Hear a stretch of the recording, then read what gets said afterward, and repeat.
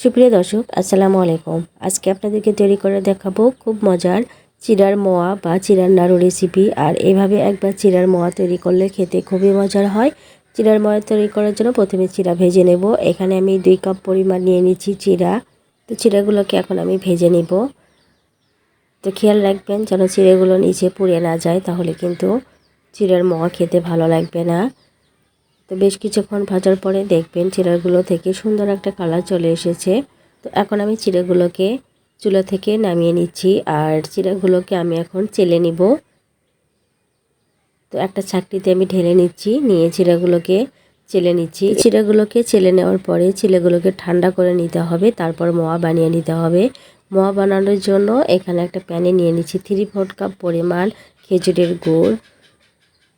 তো এখানে আমি 1/4 কাপ পরিমাণ পানি দিয়ে দিলাম, এতে করে গুড়টা গলতে সুবিধা হবে।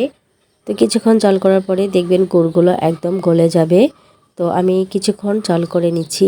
যখন দেখবেন গুড়ের শিরাটা একটু ঘন হয়ে আসবে আর একতারে পরিণত হবে, তখন চুলার আঁচটা একদম কমিয়ে দিতে হবে, দিয়ে ভেজে রাখা চিড়াগুলো দিয়ে দিতে হবে।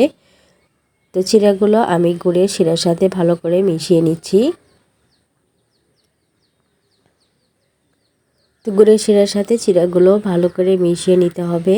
মিশিয়ে নিয়ে আমি 2 মিনিট অপেক্ষা করব, এতে করে একটু ঠান্ডা হয়ে যাবে। আর খুব বেশি ঠান্ডা করে কিন্তু মোয়া বানাতে যাবেন না, তাহলে কিন্তু মোয়া হবে না। একটু হালকা গরম থাকতে মোয়াগুলো বানিয়ে নিতে হবে। আর হাতে একটু পানি লাগিয়ে এই মোয়াগুলো বানিয়ে নেবেন। তো আমি সবগুলো মোয়া এভাবে বানিয়ে নিচ্ছি।